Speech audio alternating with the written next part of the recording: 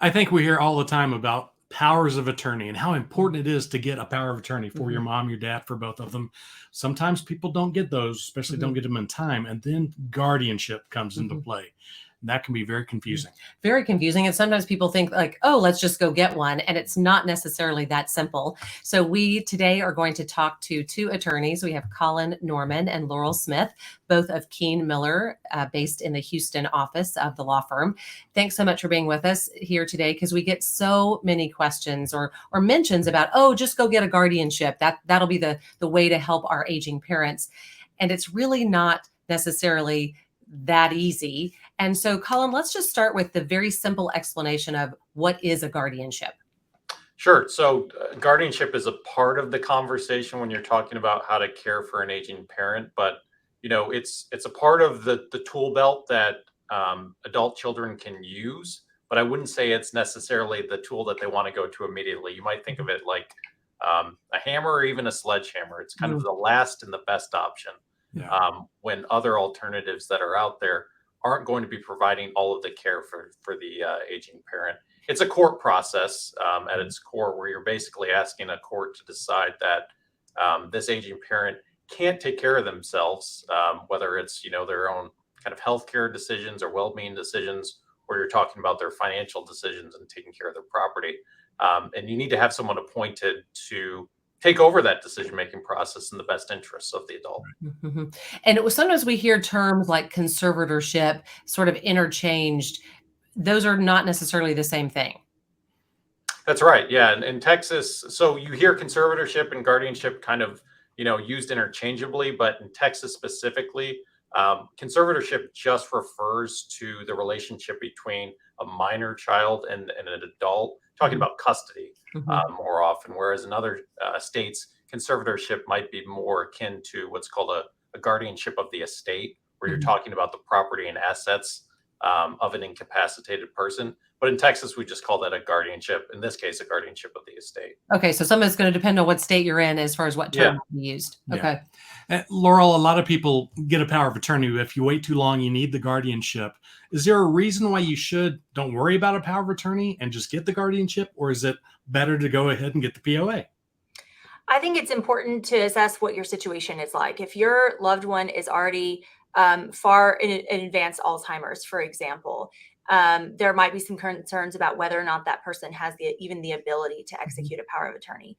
If you're in a situation where your family members are considering estate planning and they want to make some decisions for themselves in terms of estate planning, we call powers of attorney ancillary documents. So you can go to an attorney and have your will done, and your ancillary documents, which are your powers of attorney, both medical and financial, as well as medical release documents, advanced directives to physicians, those type of documents. So I think it really is determinative of where you are in the process and where your loved one is in the process. I highly recommend everyone having powers of attorney, because they really take a lot of that question mark out of the decision-making process. So your children already know that your parents or your loved one's wishes as to who's going to be in control of what, and you're not having to try to decide amongst yourselves who that's going to be. So I think some advanced planning is very important. But again, if you get to that point where you don't have a power of attorney, guardianship may be your only option if the person is in advanced mental incapacity stage. Right. And can you give us some examples of scenarios of, you mentioned if somebody has advanced Alzheimer's, what are other scenarios where maybe guardianship is the best option or only option at a point? Another example, and we see this pretty often, Colin and I and other attorneys in our group work with personal injury lawyers. You have somebody who's in a car accident and they, for example, is very sad, they're in a coma. Obviously in a coma, they aren't able to sign a power of attorney, and they aren't able to direct anyone to sign it for them. In that situation, guardianship is really your only option. And so we have a lot of situations where we're handling either the probate side of a wrongful death or the guardianship side of a severely injured person, traumatic brain injury, or other types of incapacities where we're having to seek guardianship unexpectedly for those people. Yeah. Is there ever situations where financial exploitation or a family member or somebody maybe not even a family member is taking advantage of the aging parent, or maybe they're making poor financial decisions? How do those come into play sometimes too, Colin? Yeah. Oh, Yeah, sorry. yeah. No, I'll go ahead. Yeah, definitely. I mean, a power of attorney put someone in a place to act on behalf of the principal, so in this case, an aging parent, but it's not taking rights away from them. So if they're susceptible to being manipulated or exploited, or you see a bunch of random charges on their credit card statement at the end of the month, you might think they're not in their right mind to be making these sorts of decisions anymore. That's where guardianship would be more appropriate, because you're basically saying this person cannot make the sorts of decisions that promote their best interests. Right. I think to add on to that, I didn't mean to interrupt, No, but no, go ahead. I met with a lady this morning. I'm her court appointed attorney, and she has some potential exploitation that she's been a victim of.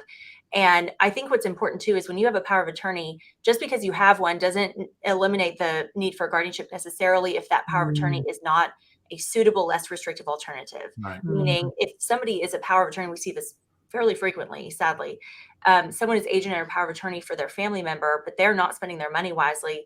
Obviously, that power of attorney is not a suitable alternative to guardianship, and guardianship may still be necessary.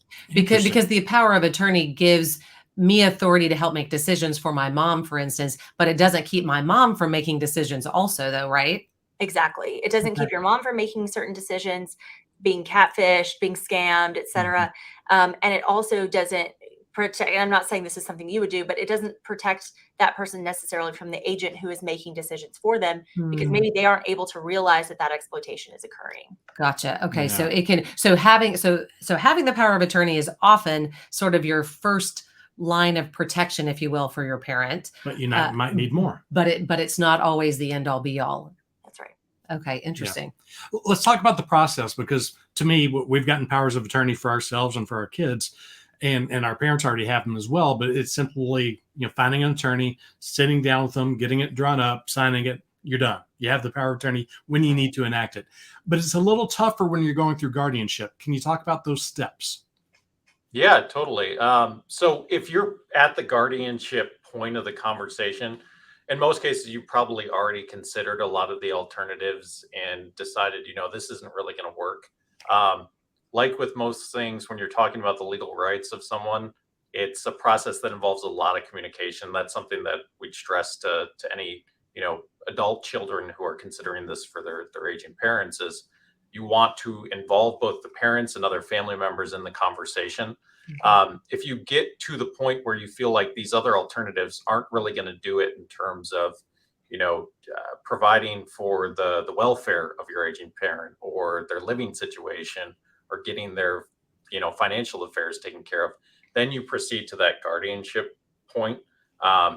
You'll need a medical examination, essentially, of the aging parent to kind of support your application, where you're basically saying this person's incapacitated to be able to make these decisions, which are in their best interest. Sure. So you're hiring an attorney, you're filing paperwork in the court. The court will appoint an attorney to represent the interests of the aging parent. So that's called an attorney ad litem.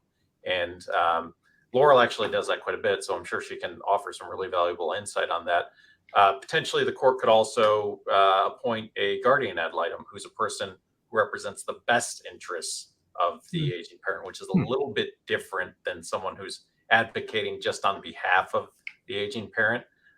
But you've got a lot of attorneys involved. You've got a lot of paperwork getting filed in and out of court, and it becomes a lengthy, sometimes hotly contested situation. So a big thing for adult children to keep in mind is that just because you need this and you feel like it's the best thing possible, there are a lot of boxes to check and obstacles to get through before a court's going to order a guardianship, because at the end of the day, you're talking about taking the rights away from a parent. So before that decision is made, before a court's willing to order a guardianship, they want to make sure that alternatives have been considered, that this person really is in need of this sort of help, because it is a very involved process. And Laurel, even if it seems easy, so to speak, where my sister and I, we're getting along, we agree on everything. Mom has Alzheimer's, she needs something. It's still going to take some time, right? It does. It does take some time. And in terms of filing a guardianship, even if it's uncontested, it can still be a lengthy, involved process. And I think if you've gotten to the point where you're making the decision to, okay, we're going to go ahead and get a consult with an attorney to file for guardianship, very important you get somebody who is knowledgeable in that area, that does that type of work. A lot of time isn't a lawyer who sort of does a lot of different, not that that's a bad thing to practice a lot of different areas of the law, but you want somebody who really does guardianship all the time. The lawyer was required by state law to be certified in guardianship. And the person who is going to become the guardian ultimately is also going to have to take some guardianship training as well. There are just a lot of little tiny missteps that can happen, and there are a lot of nuances in the guardianship process that can occur if there's somebody that doesn't maybe know the process as well, which can make it take even longer. So are we saying weeks, months? Could it take a year? Like, I mean, can you give us an idea of just what kind of length we're talking about? And I know that's a loaded question, but it is. I had an uncontested guardianship that took almost a year, and that was just because that particular court was in a small county, and it was just a slow process to try to get everybody on board. In larger counties, it may not be as long, but then if you have a contest that's filed, litigation, I always tell clients litigation can take on average about 2 years. Wow. So because once it's contested, that's technically essentially filing a lawsuit.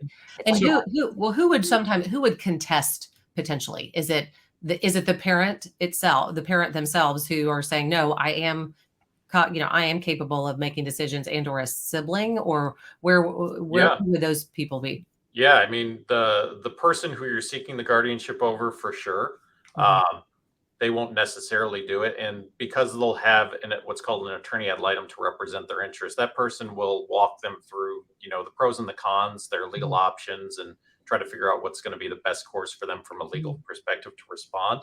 But siblings, for sure, because I'm sure a lot of people in your community have found out when you're trying to figure out what's the best way to care for mom and dad, everyone's got a different opinion. Sure. And when one person tries to take the reins, that can create jealousy, that can create differences of opinion.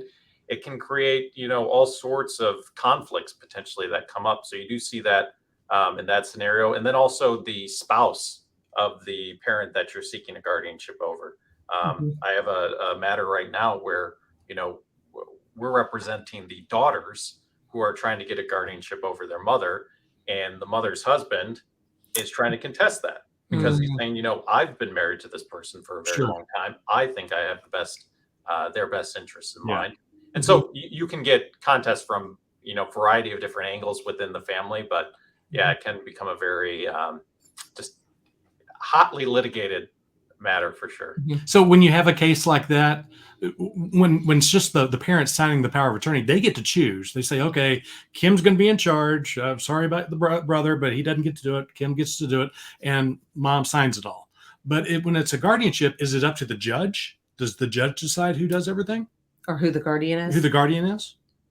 I think that really, again, I hate to keep saying this, it depends on your situation. Okay. There are certain things that would disqualify a person, such as if they've been obviously abusing or exploiting the person, or if have been convicted of certain felonies, have conflicts of interest with a proposed ward, with finances and things like that. A lot of times the family will maybe sort of agree on a person that they say, we want this person to serve. And that's a great scenario because you have everybody on board. Or sometimes I had a situation a year or two ago where we had 5 siblings. 4 were our clients and they all agreed. And then there was 1 on the other side and it was still a hotly contested, case because we just couldn't get everyone on board. Ultimately, the judge is going to make a determination if someone is suitable or not to serve as guardian.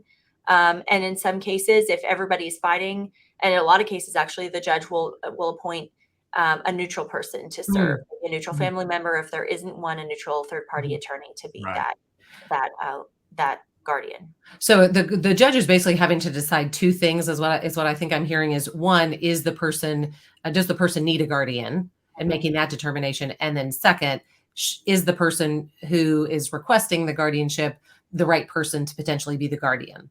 That's exactly right. Okay. Right. Yeah. I mean, they've got to figure out, is there a need? What's the best way to address the need is the second question. And to add on, in the planning process, when parents are kind of going through that estate planning process of putting together wills and powers of attorney, if they have met that need through there. You can also do a designation of a guardian where a parent can designate someone in advance who they would want to be their guardian.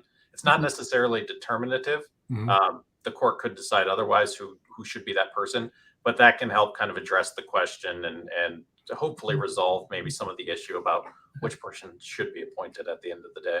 Oh, that's good. And just because we've kind of mentioned, I think, them a couple different places, but what are some of the variations or the alternatives? You know, what are the things that you should consider first before going down the guardianship route? I think all estate planning documents are great alternatives to guardianship in terms of the powers of attorney, advance directives, and which. To deviate really quickly on the power of attorney, make sure if your loved one has a power of attorney in place, a lot of times the hospital will hand you documents or hand them documents to sign when they are admitted. Sometimes that will include a power of attorney. If they already have one in place that works for them, that's the one they did, then don't have them sign another one because it will probably revoke the old one. I just thought I would mention that. Okay. So never sign powers of attorney when you're admitted to a hospital unless you don't have one. Good to know. Yeah.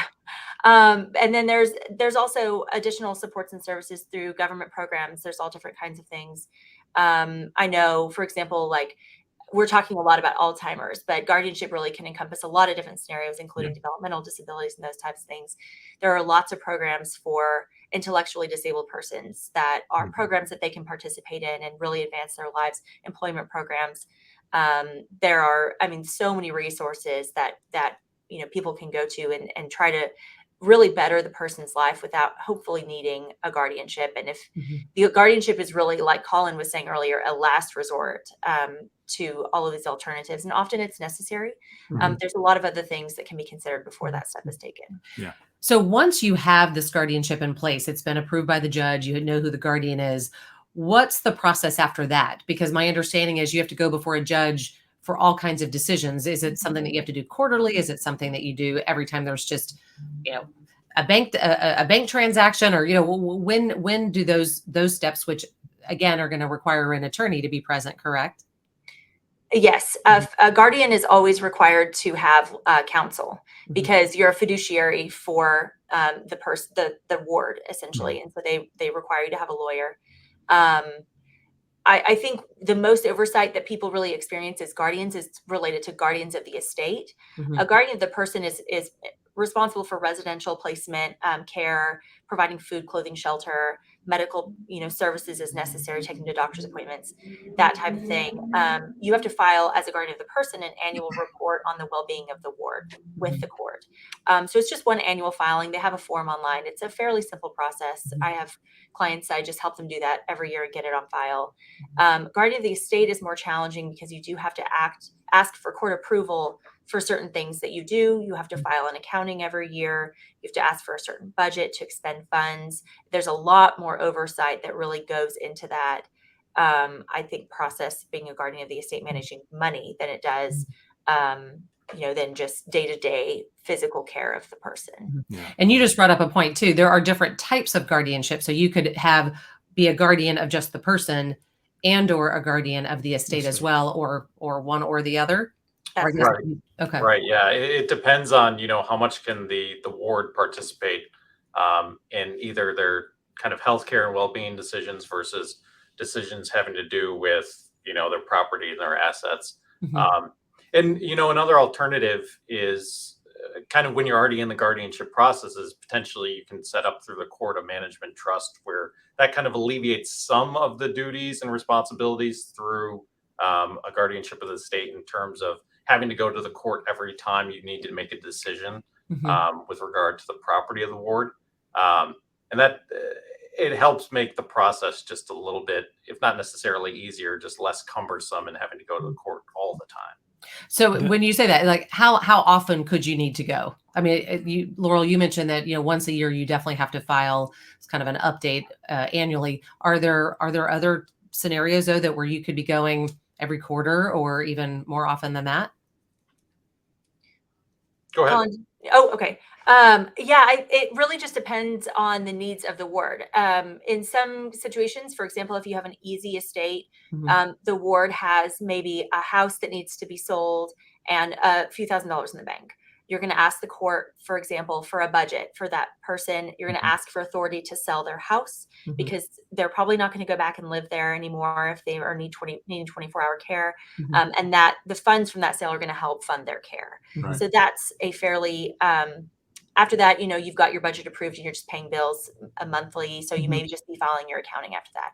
Okay. However, on the flip side, if you have a complicated estate, if you've got investments in business entities, if you have somebody who's been exploiting them, you might need to ask authority to pursue claims against somebody Mhm. to recover money that they may have stolen.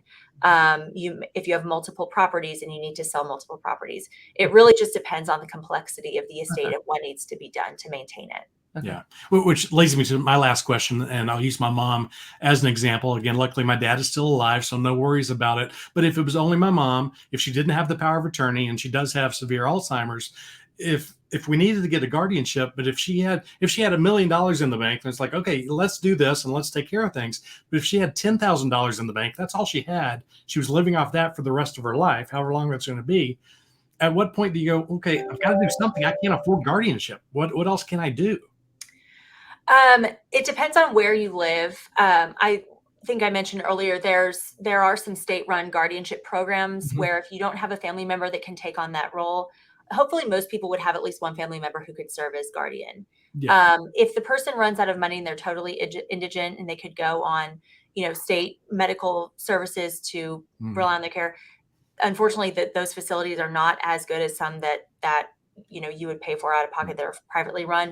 Okay. But then again, those facilities can run anywhere from say six to $9,000 a month, or maybe even more. Mhm. And so it can be a very expensive process if you don't have a lot of money in the bank. Yeah. It may be just doing taking in Social Security, paying for what you can, and letting government supports and services take care of the rest. Kind of similar to the old Medicaid, Medicare situation and going Exactly. down that road, Mhm, mhm. right? And one last thing, it is important, I think, to make sure that people know guardianship can be different state to state, right? Some of the rules and regulations and how and how it operates. Yes, definitely. And I mean, if you've got a parent who's in Texas, for example, and you as the adult child are living in Wyoming, well, you're going to have to do that proceeding in Texas. And it's going to have to adhere to what the rules are in Texas. So, Okay. Okay. talking to an attorney in Wyoming, they may kind of understand the process from just a very high level, but Mhm. they're not going to probably not know the intricacies that they would need to initiate that proceeding, let alone having even the ability to do it if they're not licensed in the state where the ward is. Sure. And I think that the one thing I think we've alluded to, but haven't really said out loud, is the fact that when you start adding up, mom needs an attorney, I need an attorney, we're going before the judge, we're filing these annual reports. Those are all going to require hiring an attorney, so the guardianship process can be very Very expensive, expensive. I would imagine. Yeah, it definitely can because yes, you're having to pay for the attorneys for all these different players who are involved in the proceeding. Right. It's lengthy, even if it's uncontested. In the best scenarios, it's probably going to be lengthy, Mhm. and just kind of underlines the importance to the extent you can well beforehand to start the conversation with your aging parent about, you know, in this sort of situation, what would you want to happen, and what can we Yeah. do to promote your best interest early on so that we're not forced into a corner where we have to rely on, maybe a judge's best call on what they think is the best thing to do. Mhm. Yeah. So like with most things, I think we've talked about is the communication between everyone involved is probably the most important Mhm. aspect of Mhm. the entire conversation. This is such a complicated topic. Is there anything else that we left out that's really important that we need to share? The only thing I would add is maybe a quick explanation of the different roles in Okay. guardianship. I think my clients are most surprised when they see all these attorneys come on board for the guardianship. Um, Guardianship is obviously not something like we've been talking about today, not to be taken lightly. And the reason being is you are literally taking away your loved one's constitutional rights to make certain decisions. Right. Mhm. And so the legislature takes that very seriously. And by statute, a lawyer called an attorney ad litem, as Colin mentioned, has to be appointed to represent the interests of the proposed ward. Mhm. And so that person, to ensure that that person has an attorney, that attorney is the proposed ward's advocate in court. They take instruction from the proposed ward, whatever that instruction might be, and advocate for their rights. And by contrast, if there's a contest or if there's some more in-depth investigating that needs to be done, the court may also appoint a guardian ad litem. The guardian ad litem, it's a little bit of a misnomer because it's not a guardian. They're not taking care of the person. They are a court appointee whose job it is to investigate the need for a guardianship and make representations and recommendations to the court as to whether a guardianship is needed. And that might be looking into their living situation, their finances, that type of thing. They'll write a report to the court and say, this is why I think these less restrictive alternatives don't work, or they do, and a guardianship is not needed, or whatever the opinion is. And the reason those two roles exist is because the legislature anticipates there may be this conflict between what the person's best interests might be and what they want. And the person who doesn't have capacity, what they want may not be what is ultimately best for them. And that is the two main roles, I think, at the guardianship proceeding. Plus the attorney of the person who's filing for the guardianship. Certainly. Right. Okay. And who pays for all of those attorneys? The estates code provides that there's a list in the estates code that talks about where the funds will ultimately come out of. So it kind of is case specific, but the primary place is the proposed ward's estate. Okay. And that really surprises a lot of people too, because they're like, my mom is paying, she's the subject of this guardianship, and yet she's paying for all of these people to participate. And that's one of the reasons why it's so important to consider, whether or not there really is a need to file. Sure. And the ward being, just because that's such a legal term, but the ward being the aging parent or the loved one who we are trying to become a guardian of. Yes. Because they technically become kind of a ward of the state. Is that the best way to kind of word it? A ward of the guardianship. A ward of the guardianship. Okay, Yeah, got it. there you Okay, go. great. Whew. Okay. You have cleared up lots of things. Laurel and Colin, thank you so much for all that you've explained today. Yeah. It was great Happy to talk to be you here. both. Yeah. I feel like we got a little law lesson today. It was so confusing, but it is a sledgehammer. You want to try to avoid that sledgehammer, I guess, as much as you can. Right. Guardianship sounds like should be a last resort when you've exhausted all other options. Yeah. Sometimes you need it though. Yeah. And when you do, or you think you do, you're going to have to get an attorney involved to make sure that that's the right path and to get them to help you in the process. Yes. Hey, if you have any other topics you'd like us to discuss, please let us know. Parenting aging parents.